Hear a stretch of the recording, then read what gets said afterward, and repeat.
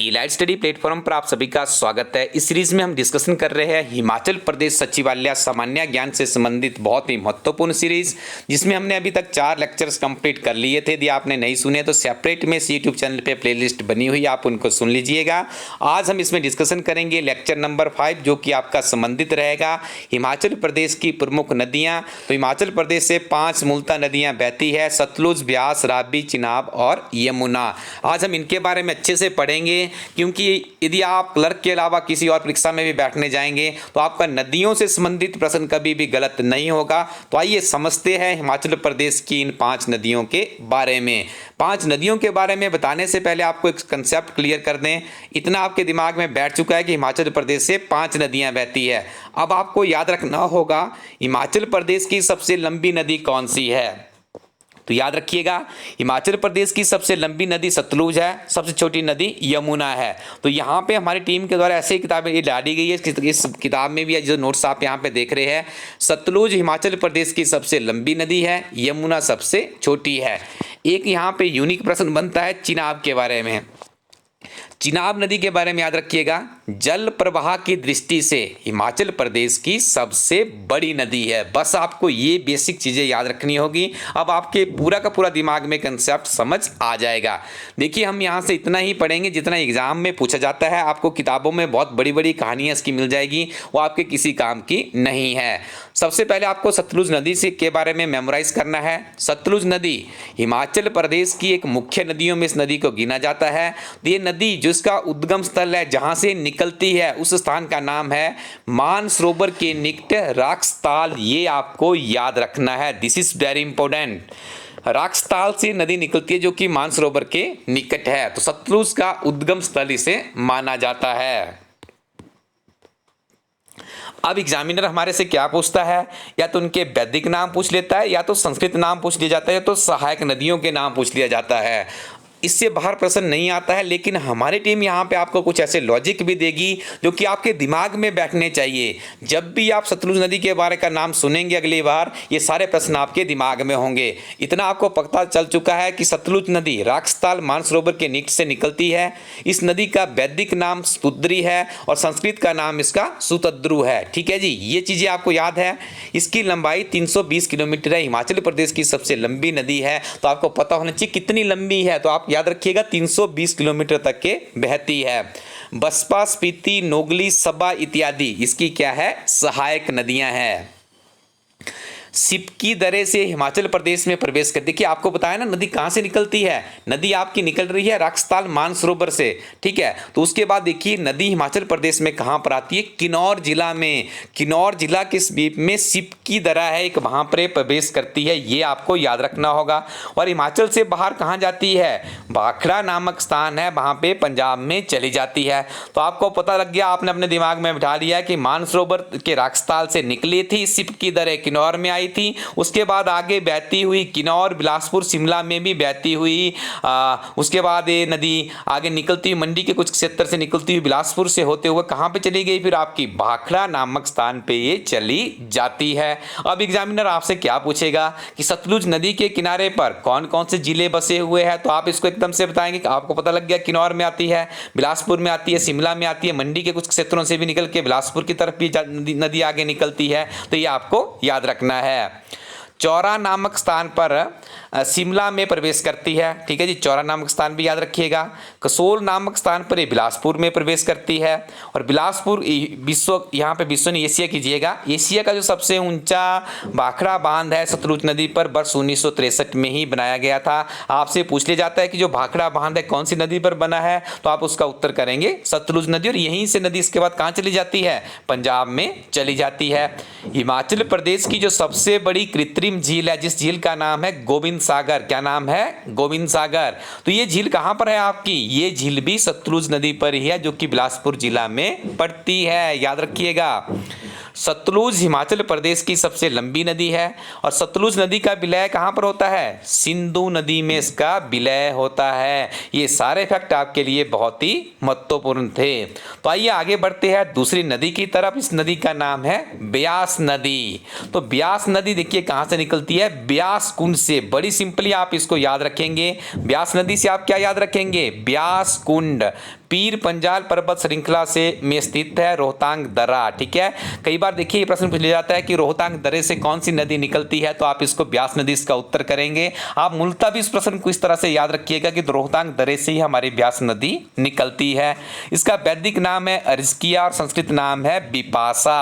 हिमाचल प्रदेश में कितनी बहती है? 256 किलोमीटर बहती है, जबकि सबसे बड़ी नदी कितनी बहती है? 320 किलोमीटर बहती है। कमेंट सेक्शन में बताइएगा दोनों नदियों के बीच में कितने किलोमीटर का अंतर है। ये नवीनतम प्रश्न है, ये भी आपसे पूछा जा सकता है। ब्यास नदी में से जो अक्सर प्रश्न हमें देखने को मिलता है वो प्रश्न है इसकी सहायक नदियां। ये मान के चलिए क्लर्क की परीक्षा का फेवरेट क्वेश्चन है, यहाँ से जरूर प्रश्न पूछा जाता है। तो आपको याद रखना है पार्वती, सुकेती, ऊहल, हरला, सैंज, लूणी, बाणगंगा, चक्की, न्यूगल, गज, तीर्थन या बनेर। ये नदियां सतलुज नदी की माफ कीजिएगा ब्यास नदी की सहायक नदियां। किसकी सहायक नदियां हैं? ब्यास नदी की। पार्वती, सुकेती, ऊहल, हरला, सैंज, लूणी, बाणगंगा, चक्की, न्यूगल, गज, तीर्थन और बनेर। यह कुल्लू से होती हुई मंडी जिला में प्रवेश करती है। देखिए जी, रोहतांग दर्रे से आई, कहाँ पे चली गई? उसके बाद उसको कुल्लू जिला मिला, उसके बाद मंडी जिला में प्रवेश मिला और उसके बाद एक कांगड़ा में चली जाती है और कांगड़ा के बाद कहाँ निकल जाती है? पंजाब में निकल जाती है। पहले आपने सतलुज नदी के बारे में पढ़ा, किन्नौर से चलती है, शिमला में आती है, बिलासपुर में होती हुई पंजाब चली जाती है। अब आप यहाँ पे ब्यास के बारे में पढ़ रहे हैं, रोहतांग दर्रे से निकलती है, तो उसके नजदीक देखिए रोहतांग दर्रे के नजदीक कौन सा जिला पड़ता है? कुल्लू है। कुल्लू से मंडी में आ जाती है, मंडी के बाद कांगड़ा में चली जाती है, कांगड़ा में पोंग बांध भी इसी नदी के ऊपर बना हुआ है। उसके बाद कहां चली जाती है? पंजाब में चली जाती है। आई थिंक आपके दिमाग में अच्छे से याद हो चुका है। अब आपको बता देते जो यहां से प्रश्न पूछा जाता है, बजौरा नामक स्थान पर ये मंडी में प्रवेश करती है जी। कहां पे करती है? बजौरा नामक स्थान मंडी में। और संधोल नामक स्थान से मंडी को छोड़कर कहां पे चली जाती है? कांगड़ा में चली जाती है। ये प्रश्न भी पूछा जाता है कि मंडी जिला कौन सी नदी के तट पर बसा हुआ है, तो आप उसका उत्तर क्या करेंगे? ब्यास। चंबा जो जिला है कौन सी नदी के किनारे बसा हुआ है? रावी नदी के किनारे बसा हुआ है। ये भी आपको याद रखना है। कांगड़ा जिला के मिरथल नामक स्थान पर पंजाब में प्रवेश करती है, ये आप याद रखिएगा। कांगड़ा जिला के मिरथल नामक स्थान पर नदी पंजाब में चली जाती है। अगली नदी है हमारी रावी नदी। तो आइए रावी नदी के बारे में पढ़ते हैं, कहाँ से निकलती है। थोड़ी सी अब आप में क्यूरियोसिटी बननी चाहिए, आप में ये उत्सुकता होनी चाहिए कि आखिरकार ये जो नदियाँ हैं कहाँ से निकलती है, कहाँ पे जाती है। देखिए नदियाँ हमारे बहुत से प्राकृतिक संसाधनों का स्रोत मानी जाती है, जीवनदायिनी के रूप में भी इनको पूजा जाता है। आप देख लीजिएगा नदियों का काफी बड़ा योगदान है हमारे हिमाचल प्रदेश में या हमारी संस्कृति में या भारत की संस्कृति में भी आप बात कर सकते हो।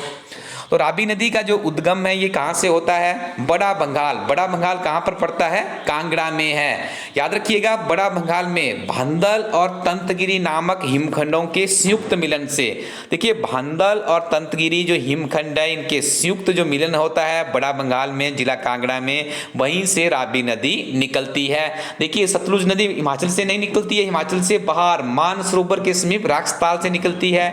ब्यास नदी कहाँ से निकलती थी? रोहतांग दर्रे से निकलती थी। रावी नदी कहां से निकल रही है? कांगड़ा से निकल रही है। तो दो नदियां कहां से निकल रही है? हिमाचल प्रदेश से ही उनका उद्गम स्थल है। यह भी आपको याद रखना है। जब पांचों नदियां आप पढ़ लेंगे तो आपको एक ऐसा प्रश्न यहां से बताएंगे जो कि एचएस की परीक्षा में एक बार पहले पूछा जा चुका है। तो देखिए कुल लंबाई की यदि बात करें यहां पर तो इसकी जो कुल लंबाई है 158 किलोमीटर है। रावी का वैदिक नाम पुरुषनी है और इसका संस्कृत नाम इरावती है। याद रखिएगा, this is also very important question. वैदिक नदी का नाम क्या है? पुरुषनी है और संस्कृत नाम इसका इरावती है। देखिए यूनिक के आपको बड़ी आसानी से याद रह जाएगा। इसकी सहायक नदियों की बात करें तो भांदल, तंतगिरी, सियोल और बैरा इसकी सहायक नदियां हैं। यूनिक प्रश्न है लेकिन आपको अच्छे से मेमोराइज हो सकता है। चंबा नगर रावी नदी के किनारे पर स्थित है, याद रखिएगा। खेरी नामक स्थान पर चंबा को छोड़कर जम्मू कश्मीर में प्रवेश करती है, याद रखिएगा। रावी नदी पीर पंजाल पर्वत श्रृंखला को धौलाधार से पृथक करती है। This is very important question, बहुत बार प्रश्न पहले पूछा भी जा चुका है। पीर पंजाल पर्वत श्रृंखला को धौलाधार से कौन नदी पृथक करती है? तो उस नदी का नाम है रावी नदी। राबी का विलय पाकिस्तान में चिनाब नदी में होता है। देख लीजिए जी, कहाँ पे जाती है? चिनाब नदी। कहाँ पे जा रही है? पाकिस्तान में जा रही है। तो एग्जामिनर आपसे ऐसी यूनिक चीज ही पूछता है आजकल का, आज की डेट में। तो आप इलाइट स्टडी का जो प्लेटफॉर्म है, उसके जो स्टडी मटेरियल है, उसका ट्रस्ट रखिएगा। बहुत अनुभवी लोगों के द्वारा इसको बनाया गया है, जिन्होंने HS IS की तरह की परीक्षाएं भी अपने जीवन में क्वालिफाई की है। अगली नदी है चिनाब नदी। बहुत ही लोकप्रिय और बहुत ही महत्वपूर्ण नदी है, क्योंकि जल प्रवाह की दृष्टि से हिमाचल प्रदेश की सबसे बड़ी नदी है। उद्गम स्थल है, देखिए 2 नदियां हैं, चंद्रा और भागा। इनका जो मिलन होता है उस जगह को कहा जाता है तांडी। चंद्रा और भागा 2 नदियां हैं, इनका संगम होता है तांदी। तांदी पड़ता है आपका लाहौल स्पीति में, और यहीं से हमारी चिनाब नदी का उद्भव होता है, यहीं से चिनाब नदी निकलती है।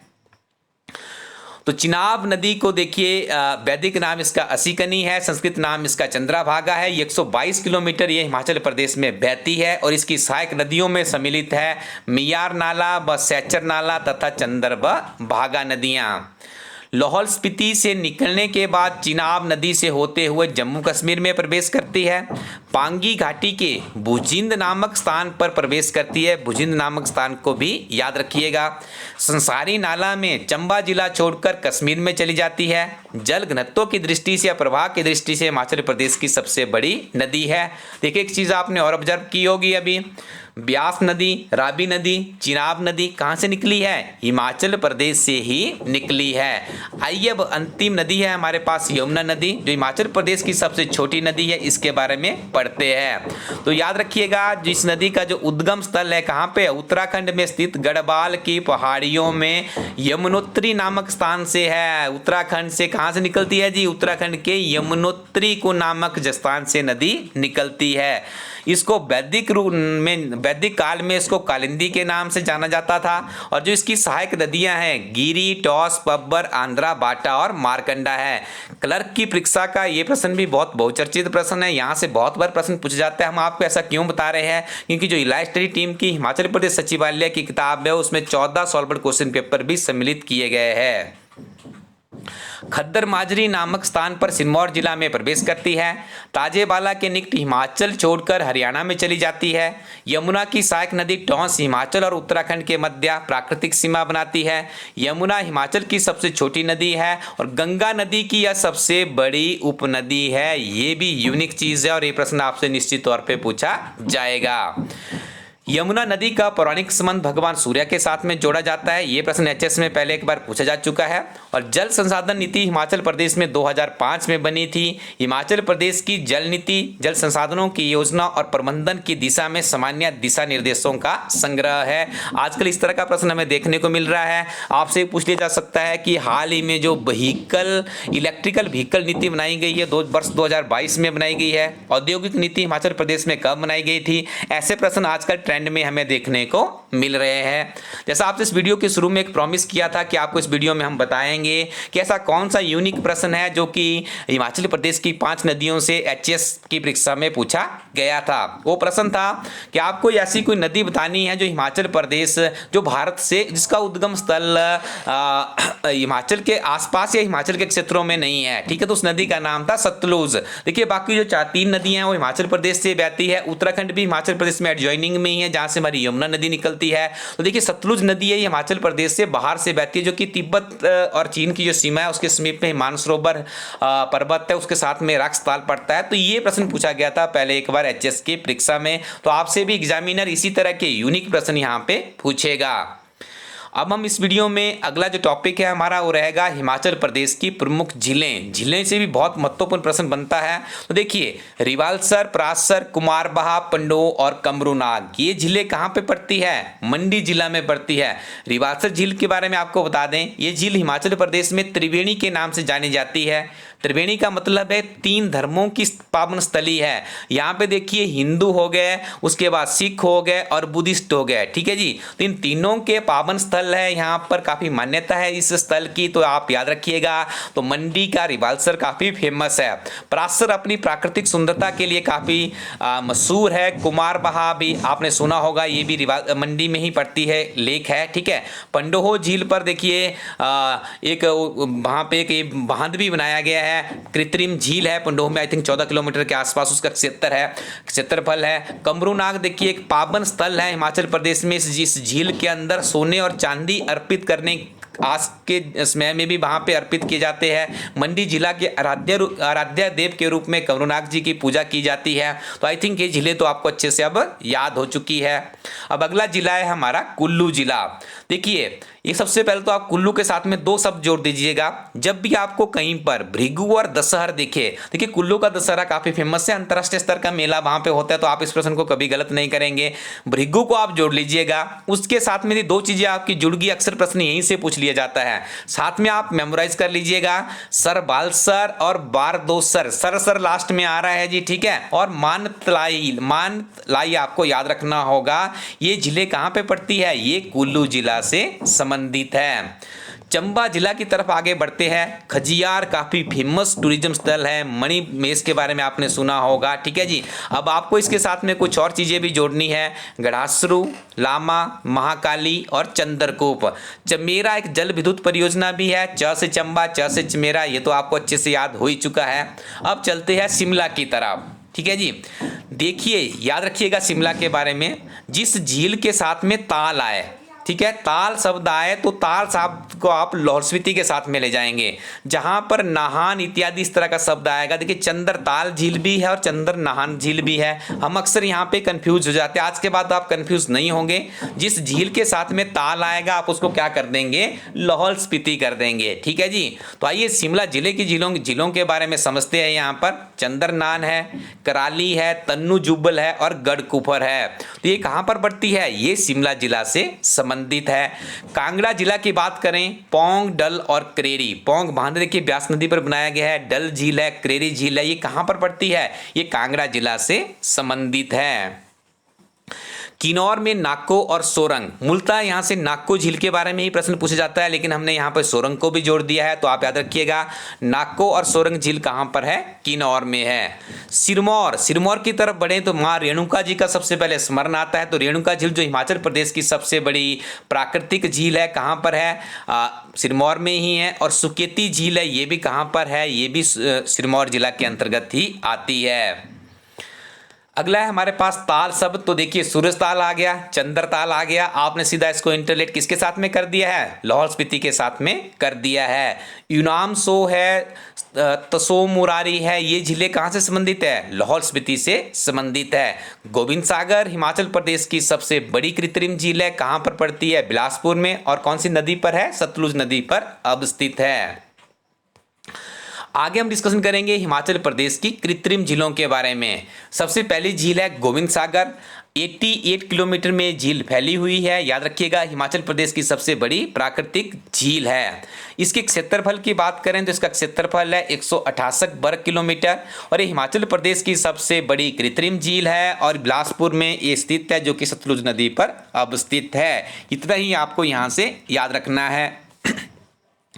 दूसरी झील है हमारी यहाँ पे पंडोह झील, जो कि ब्यास नदी पर है और कहाँ पर है, मंडी जिला में। इसकी लंबाई कितनी है, 14 किलोमीटर है। उसके बाद तीसरी आती है पौंग झील, जो कि कांगड़ा जिला के जो देहरा है, कांगड़ा जिला की तहसील है देहरा गोपीपुर, ठीक है। तो देहरा के समीप में ही ये झील है, याद रखिएगा ब्यास नदी पर बनी और इसकी लंबाई कितनी है, 42 किलोमीटर है। तो आज आपने यहाँ से देखिए बहुत ही महत्वपूर्ण टॉपिक कवर किया है, रिवर्स के बारे में और जो हमारी आर्टिफिशियल और नेचुरल लेक्स है उसके बारे में भी आपका कंसेप्ट क्लियर हो चुका है। तो यहाँ पे हम आपको बताना चाहेंगे, यदि आप अच्छे से पढ़ाई कर रहे हैं तो आप इलाइट स्टडी कोरोटिन वेबसाइट को विजिट कीजिएगा। जब आप इस वेबसाइट पर जाएंगे तो आपको बहुत सी बेहतरीन किताबें मिलेगी। इन किताबों को एक बार ट्राई कीजिए। हजारों की संख्या में विद्यार्थियों ने भी GIT प्लेटफॉर्म की किताबें पढ़ के क्वालिफाई किया है। पिछली बार की जो सचिवालय की परीक्षा हुई थी उस परीक्षा में भी हमारे अभ्यर्थियों का काफी सिलेक्शन वहां पे हुआ है। अंतिम लिस्ट में भी हमारी टीम के द्वारा यहां से कुछ लोग वहां पे निकल के गए थे। तो इस बार भी हमारी उम्मीद है कि बहुत से अभ्यर्थी हमारे इस प्लेटफॉर्म से निकलेंगे। तो आप यहां पे नियमित रूप से अपने लिए कुछ किताबें सिलेक्ट कर सकते हैं यदि आपकी किताबों को जरूरत है। हमेशा याद रखिएगा जीवन में अच्छी किताबें और अच्छे दोस्त ही आपके सच्चे गुरु होंगे, जो कि आपको आपकी मंजिल तक पहुंचाने के लिए सहायक साबित होंगे। Thank you very much. Keep watching elite study YouTube channel.